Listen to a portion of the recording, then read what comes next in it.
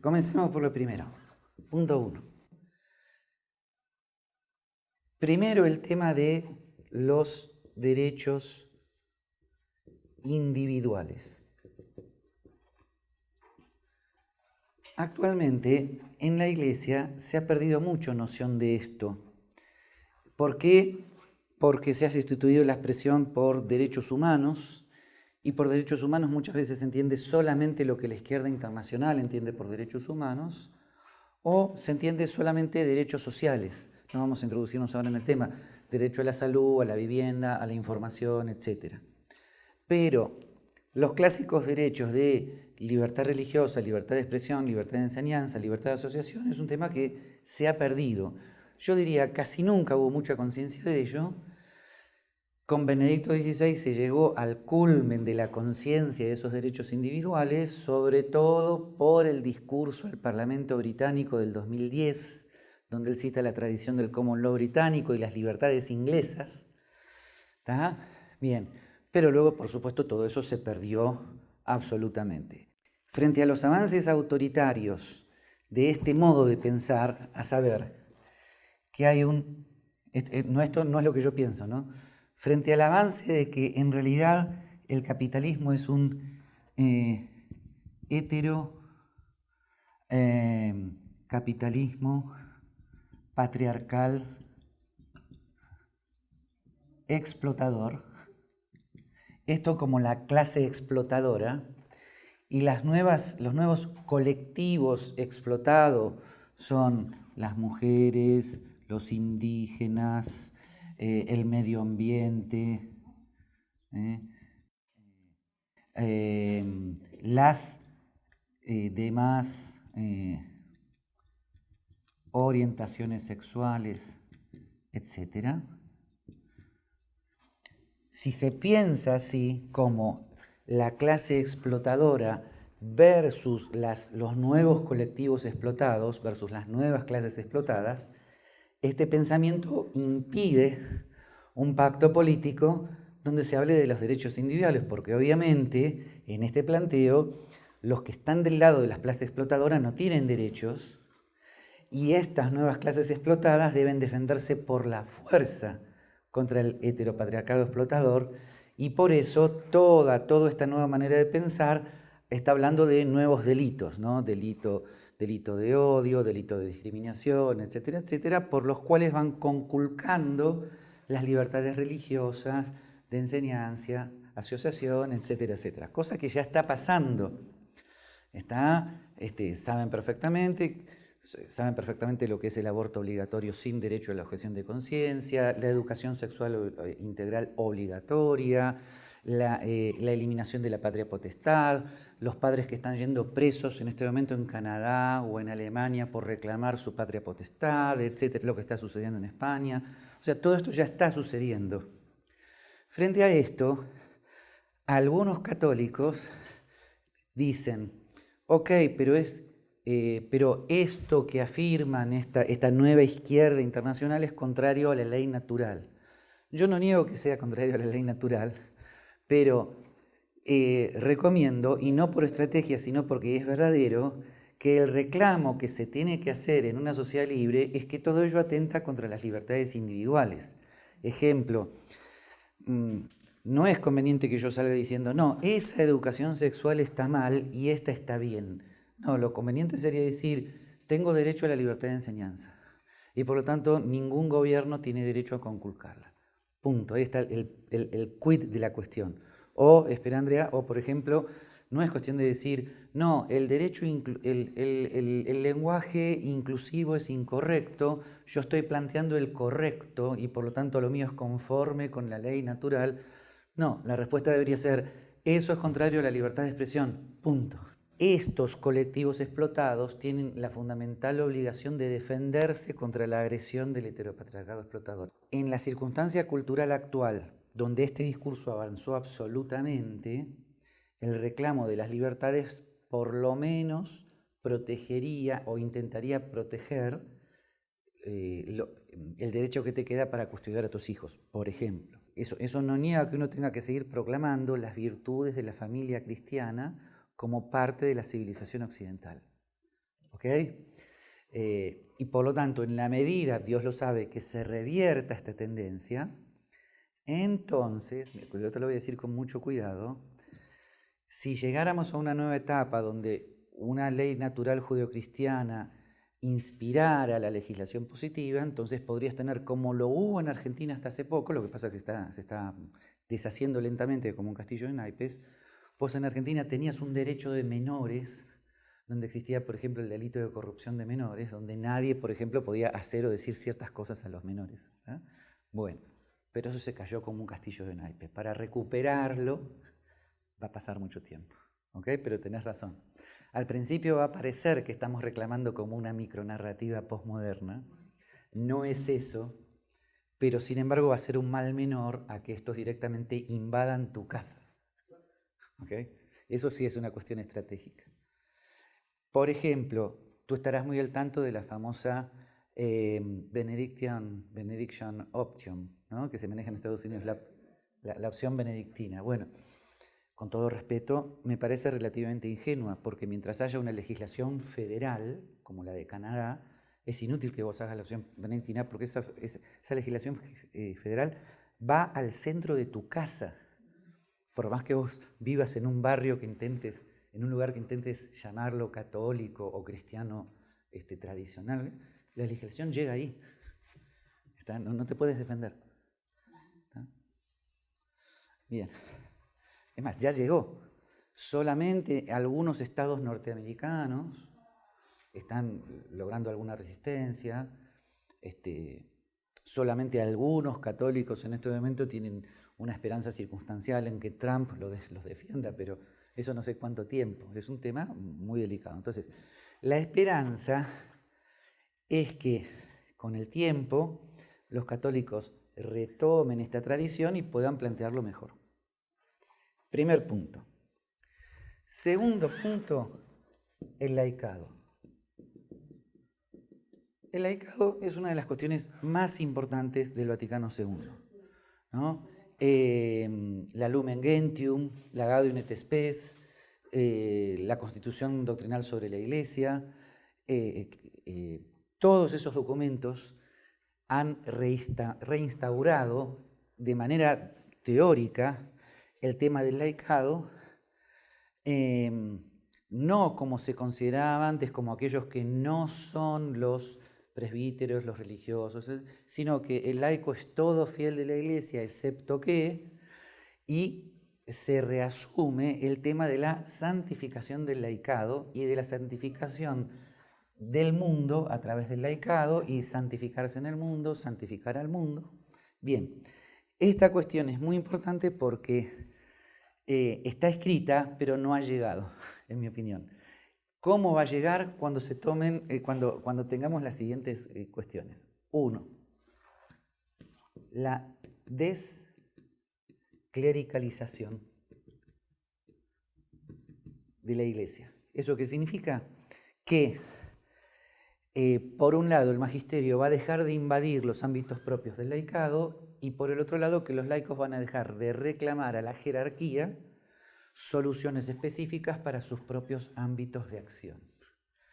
Todo esto en la parte política actualmente sigue sin llegar, pero sin embargo la distinción de jerarquía y laicos, lo opinable, lo no opinable, la santificación del trabajo, etcétera, etcétera, está escrita, pero no llegó. La esperanza es que la conclusión lógica va hacia una desclericalización de los usos y de las costumbres de los católicos. O sea, la santificación del trabajo y la conciencia de lo opinable. ¿Está?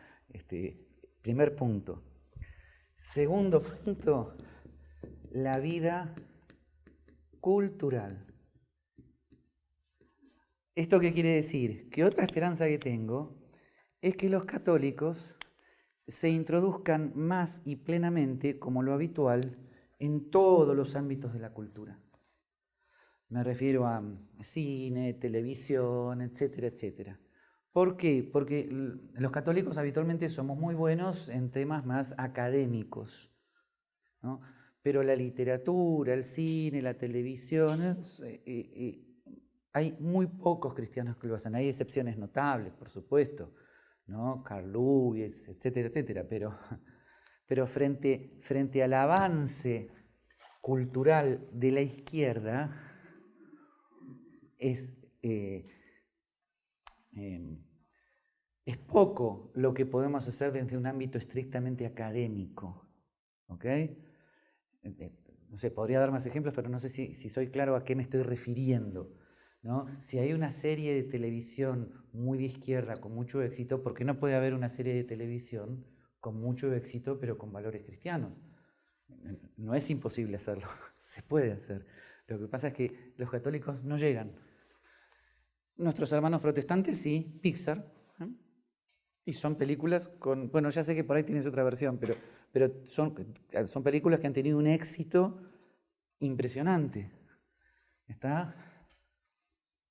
Pero habitualmente los católicos están fuera de eso. Y además como tienen una costumbre muy escolar, muy académica, la reacción es, bueno, voy a organizar un curso contra Grey's Anatomy, por ejemplo. No es nada eso, no haces nada. Hacer otra serie igual que Grey's Anatomy con otros valores. Después el otro tema es una mayor formación. Acá, por supuesto, hubo un gran avance. Hay laicos muy bien formados, pero en general la formación del laico en teología y en sagradas escrituras, en general, la formación del laico católico es desastrosa. Yo me voy a poner como ejemplo yo mismo. Yo mismo, por ejemplo, dada la generación, esto no es un defecto, pero lo puede llegar a ser, depende. Yo mismo, por ejemplo, y los Juanes se habrán dado cuenta, puedo citar mucho mejor a la Suma Teológica que las Sagradas Escrituras. Eso es un defecto de formación. ¿Ven? O sea, entonces, acá esas cosas se tienen que corregir. Ya se están corrigiendo, ya hay excepciones, pero cuidado, falta mucho.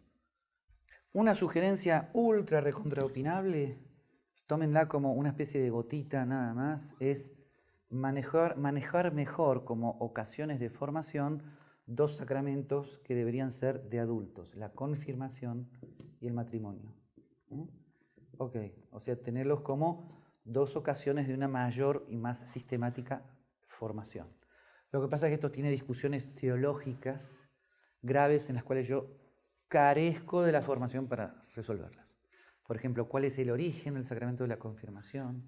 Si es un sacramento de adultos o simplemente era la confirmación que el obispo daba al fiel en la iglesia primitiva, cosa que no tenía que dar con la edad. O sea, ahí yo no puedo resolver esto. Pero bueno, una gotita de mi parte es tomar estos sacramentos como ocasiones para superar la catequesis infantil, típica del laicado católico, ¿no? Segunda cosa, un poquito más firme de mi lado, es terminar, me van a matar, terminar con los colegios y las universidades, comillas, católicas. O sea, las que dependen del episcopado, o sea, que son clericales, y sustituirlos por católicos, laicos, que tienen instituciones educativas. Este planteo es diferente, porque eso les pasa a muchos católicos. Ellos sueñan con que haya un ministerio de educación dirigido por católicos, que ayude a los católicos, que dé subsidios a los católicos, que imponga educación católica en todos los colegios estatales y privados. Esto en la Argentina es clásico. Y obviamente se olvidan de esto. Porque para tener esto, si no tenés libertad de enseñanza, olvídate. ¿Ok? Así que sí, eso pasa. Ok, y ahora sí vamos a un tema típicamente más mío, que es recuperar la razón dialógica. ¿Qué es esto? La capacidad de diálogo como instrumento educativo, no solamente a nivel académico, sino a nivel familia. Esto actualmente es más importante que nunca, por dos motivos. Primero, vuelvo a decir, 70, 80 años atrás, un papá católico mandaba a su hijo al colegio estatal y el colegio estatal parecía un convento benedictino. No sé si me explico. ¿Ok? Entonces, claro, él podía decir, bueno, todo bien. Ahora es todo al revés. Si los padres no están plenamente formados, pero a la vez formados en la capacidad de diálogo con los niños en todas sus edades, como los niños absorben como esponja todo el marco cultural que los rodea, ellos le empiezan a discutir a los padres, se produce una situación sin solución, excepto que ellos estén totalmente formados en la razón dialógica. Esto a nivel familia, pero a nivel educativo también. Por ejemplo, el modo habitual de dar la catequesis en la mayor parte de las universidades católicas del episcopado es, miren gente, este es el catecismo. Punto 1, 2, 3, repita. El que no lo repita, 2. El que lo repite, 10. Se acabó. ¿Quién está capacitado para dar el catecismo al revés? Es decir, punto 1, lo voy a leer. ¿Qué les parece? ¿Dudas? ¿Objeciones? ¿Qué les parece? Esa es la nueva forma de predicar. ¿Nueva? Gente, siglo XIII, eso es lo que hacía Santo Domingo. ¿Ok? Eso es lo que hacía Santo Domingo, no con el catecismo del siglo XX, sino con el de siempre, con el credo. No sé si me explico. Esa forma de predicar en la razón dialógica, decime qué te parece, y yo te voy respondiendo con caridad, etcétera, etcétera, me parece que está muy lejos de las circunstancias actuales del catolicismo. Y la enseñanza de la catequesis obligatoria en los colegios católicos produce ateos y agnósticos. Y otra transformación que se perdió, es una contradictorio.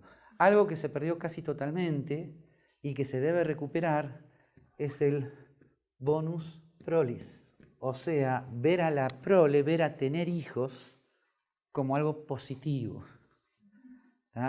Es visto como algo despectivo, como algo primitivo, como alguien que no sabe cuidarse, como un tonto que no sabe disfrutar de la vida, todo ese tipo de discurso que llega, ¿no?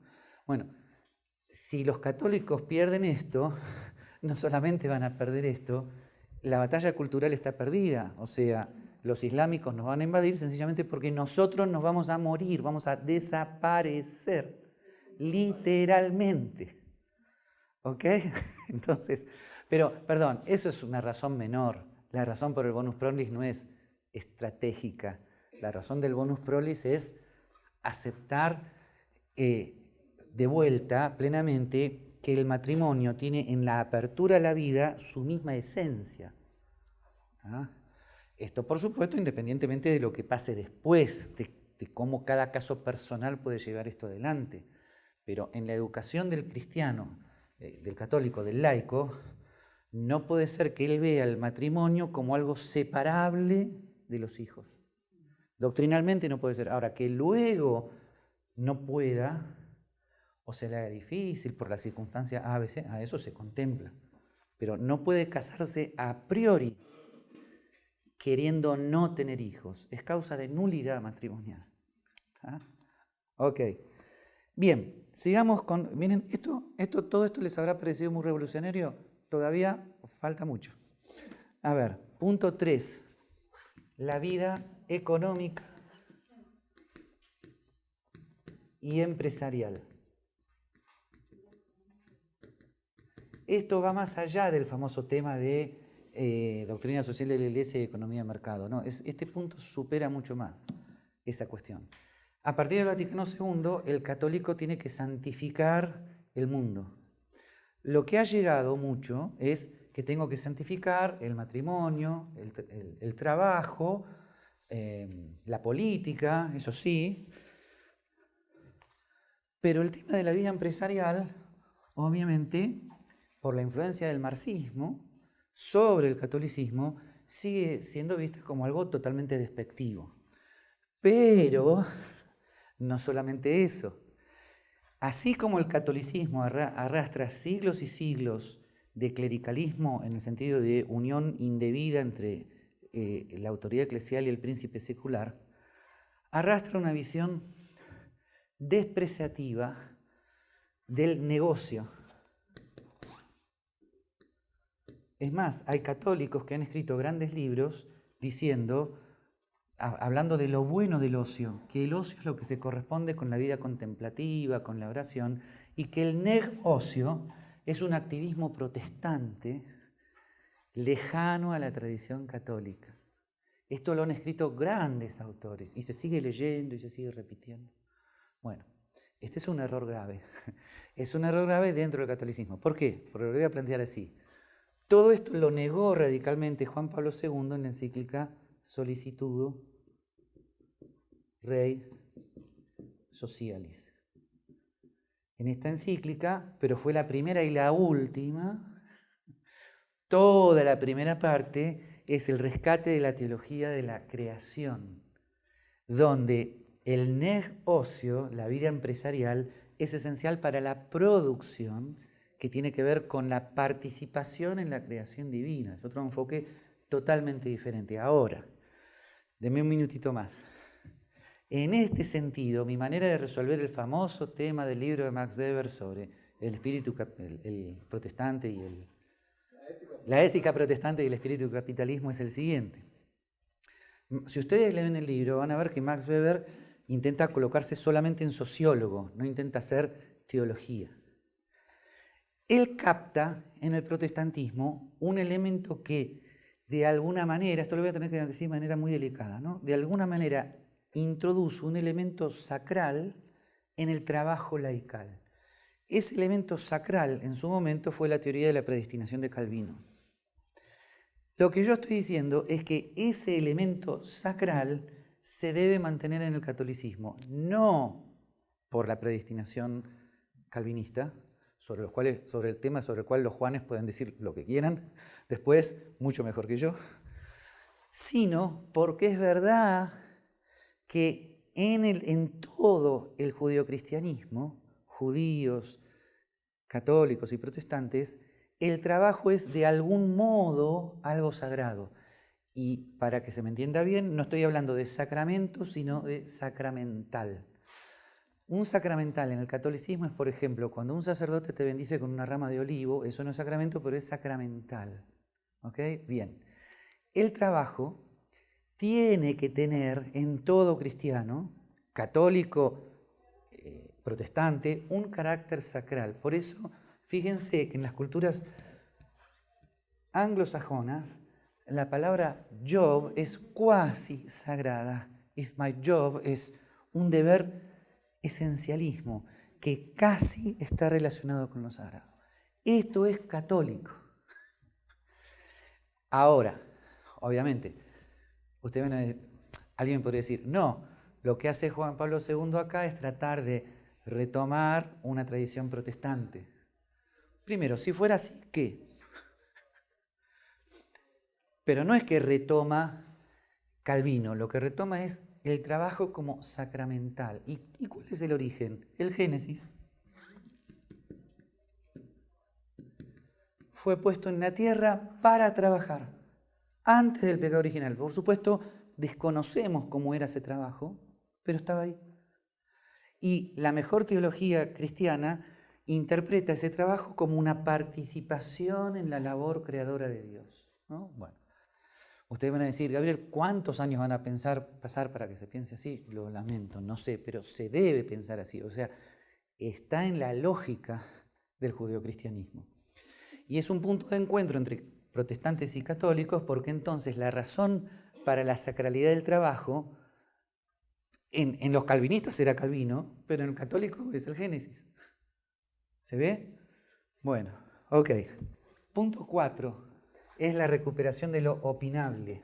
Cuando se estaba por sancionar el dogma de infalibilidad en el Vaticano II, Lord Acton lo que opinó es, cuidado cuando en el contexto de documentos como la Quanta Cura, el Sílabus y el enfrentamiento de la Iglesia con el mundo moderno, ustedes van a decretar la infalibilidad pontificia, porque el peligro de eso es que el pontífice se ponga a hablar absolutamente de todo sin ningún tipo de límites. Y eso es estrictamente lo que sucedió. ¿Okay? Predicción cumplida. Al principio no nos dimos mucha cuenta. ¿Por qué? Porque en ese momento, como ya vimos muchas veces, los temas de la doctrina social de la Iglesia estaban enfocados fundamentalmente hacia el tema político y y como esto lo vimos muchas veces, y cómo el magisterio tuvo que ir aclarando lentamente la famosa condena de Pío IX a la modernidad en bloque, eso ya lo vimos, sino porque incluso, aunque fue muy publicitada o conocida, la Rerum Novarum fue una excepción porque los papas en ese momento no se dedicaban tanto a temas de economía. Fue muy importante, pero no, el núcleo de la doctrina social de la Iglesia no era un tema económico. El punto comenzó a hacerse muy complejo, por supuesto, con la 40º ano. Ahí sí la predicción de Lord Acton se cumplió totalmente porque si bien Wilhelm Robb, que tiene una interpretación muy bondadosa de la 40º ano, como favorable al libre mercado, etcétera, etcétera, sin embargo, la opinión del Papa era estar totalmente de acuerdo con el orden corporativo profesional que se estaba dando en Italia y en España. Bien. Ustedes saben que yo en mi libro Economía y Doctrina Social de la Iglesia tengo las aclaraciones que Pío XII luego tuvo que hacer para hacer quedar bien a su antecesor y que por corporativismo no se entendiera fascismo mussoliniano. Pero el error ya estaba producido, o sea, en ese momento justamente el que negaba el fascismo mussoliniano era prácticamente excomulgado, como le pasó a Maritain.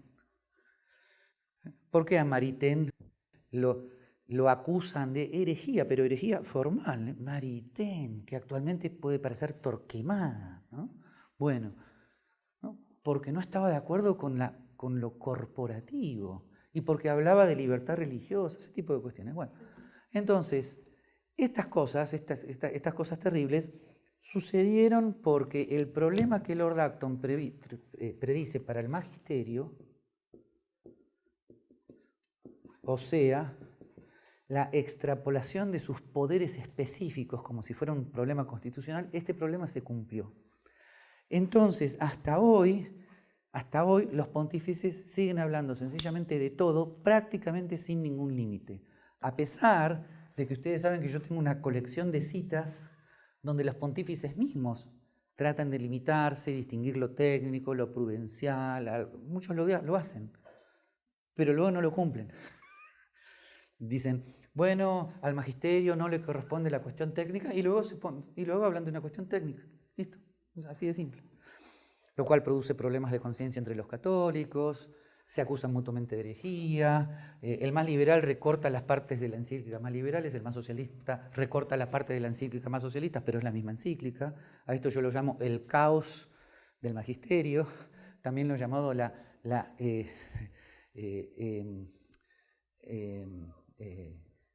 he llamado la desautorización progresiva del magisterio pontificio por la inflación magisterial. Es un fenómeno cuasimonetario.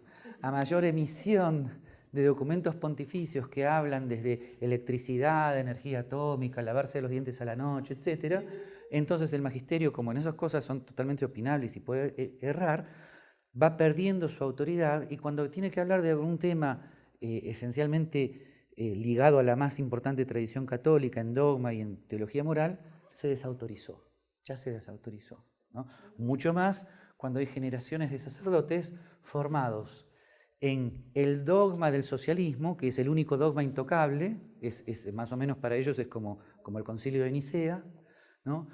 Y en cambio todos los temas teológicos son los opinables, ¿no? Si vos querés estar en Roma en este momento diciendo que Dios es uno y trino o uno y cuatro, bueno, sos un teólogo de avanzada, das conferencias, ¿no? Si vos vas a Roma y decís, no estoy de acuerdo con el dogma del socialismo, sos expulsado, ¿no? Inmediatamente. Bueno, esta es una situación espantosamente trágica, no esencialmente ligada a la fe de la Iglesia Católica, pero que, sin embargo, está lejos de ser solucionada. Por lo tanto, la esperanza que yo tengo es que en un futuro el magisterio vuelva a su cauce original. ¿Tá? O sea, que en un futuro los pontífices mantengan su labor de denuncia profética en temas sociales, pero que no se introduzcan directamente en lo que se podría llamar las políticas específicas que tienen que estar a cargo de los laicos. es un problema totalmente ligado al tema de la clericalización. Al contrario, la desclericalización llevaría a una división del trabajo entre jerarquía y laicos. Por ejemplo, fíjense todo el problema de la encíclica Laudatio Si. Esa encíclica, en la parte de fe y de razón, tiene puntos importantísimos que a todos se nos han escapado. Podríamos dar un seminario y todo el mundo diría, Gabriel, sos francisquista. Ahora, no, es que los puntos teológicos de la encíclica son excelentes. Les juro que sí. Miren, para que yo lo diga, ¿no? Que saben perfectamente que Jorge Bergoglio no es mi fuente de formación. Bien, pero les aseguro, tengo que ser honesto, los puntos teológicos de la encíclica son importantísimos. El tema de la relación entre el hombre y la naturaleza creada por Dios, la distinción, habla de la palabra dominio, cómo tenemos que diferenciar la palabra dominio en el Génesis de lo que se llama la razón instrumental del positivismo. Es impresionante. Las citas que tiene de Romano Guardini, es uno de sus mejores textos. Por supuesto, luego llega la tercera parte donde se pone a decir de todo lo que cualquier socialista diría sobre el medio ambiente, todo lo dice él. Y eso es lo único que quedó. Y eso por supuesto, actualmente se ha transformado en dogma. Pero literalmente, llegás a pensar lo contrario, sos una mala persona, ¿no? O sabés perfectamente, Carol, cuando Robert Sirico tuvo el diálogo con Sánchez Orondo en el Vaticano, ¿no? Y Sánchez Orondo le dijo, este tema es tan dogmático como el aborto, le dijo. Que usted niegue eso es lo mismo que sea abortista. Así le dijo, ¿no? Así que, gente, en eso estamos. Pero bueno, tenemos la esperanza de que esto en el futuro se solucione. Pero no le veo un futuro inmediato de solución, va a pasar mucho tiempo. Y finalmente, que yo diría que no es la guinda del helado, como habitualmente se dice, sino que tal vez es una base futura, mi esperanza es la eliminación, ya me conocen, ¿no? ¿Qué voy a decir? Del Estado del Vaticano. Donde el pontífice va a ser de vuelta al obispo de Roma, vivirá donde pueda, como pueda, y si tiene que pasar necesidades mejor, y además seguro que no, porque está lleno de conventos hermosos en Roma donde él puede ir y ser atendido por los frailes, benedictinos, franciscanos, dominicos, etcétera, etcétera. Pero el Estado del Vaticano, independientemente de su génesis política, que fue un horror, porque fue un pacto non santo de Pío XI con Mussolini, que fue un horror, pero independientemente de eso, el Estado del Vaticano es una supervivencia totalmente fuera de tiempo de los estados pontificios anteriores, que es justamente lo que el Vaticano II viene a cortar. La mejor objeción que yo he recibido a esto es de algunos católicos preocupados que me han dicho, Gabriel, entiendo tu planteo, pero ¿qué tal si a esas manzanas no le hacemos un estatus jurídico internacional que la protejan de algún modo, la declaramos, no sé, patrimonio cultural de la humanidad, lo que sea? Bueno, maybe estoy abierto a esas cosas, pero no que sea Estado. Y me olvidé decir lo siguiente, porque además que el pontífice sea jurídicamente jefe de Estado retrotrae totalmente el problema al punto anterior. O sea, es una cosa totalmente clerical, porque él tiene que dar discursos a los embajadores, tiene que meterse en la política internacional, pero directamente porque es jefe de Estado. Pierde su capacidad de denuncia profética, porque a mayor diplomacia, menor denuncia profética. Particularmente, ¿saben? Les voy a decir una cosa, para que vean que hoy estoy tratando de ser justo con todos. Los que habitualmente me entienden en este punto, ¿saben quiénes son? Los teólogos de la liberación. ¿Por qué? Porque como ellos están muy atentos al tema de la denuncia profética, lo que pasa para ellos lo único que cabe denunciar es el capitalismo, pero dejando de lado ese leve detalle, ¿no? Pero cuando yo les digo la denuncia profética y el Estado son incompatibles, me lo captan enseguida. ¿Está? Luego viene el leve detalle de qué es aquello que hay que denunciar, ¿no? Bien. Así que incluso es interesante, los teólogos argentinos más de izquierda, no, los obispos argentinos más de izquierda son los que actualmente llevan la batalla de eliminar el subsidio estatal del Estado argentino a la Iglesia Católica, que todavía se mantiene. Sí, sí, para el pago de los sueldos de los obispos. Y los obispos más de izquierda son los que llevan adelante la batalla de eliminar el subsidio, ¿no? Es muy interesante eso, ¿no? ¿Por qué? Porque les quita independencia, eso lo captaron, ¿no? Eso lo captaron.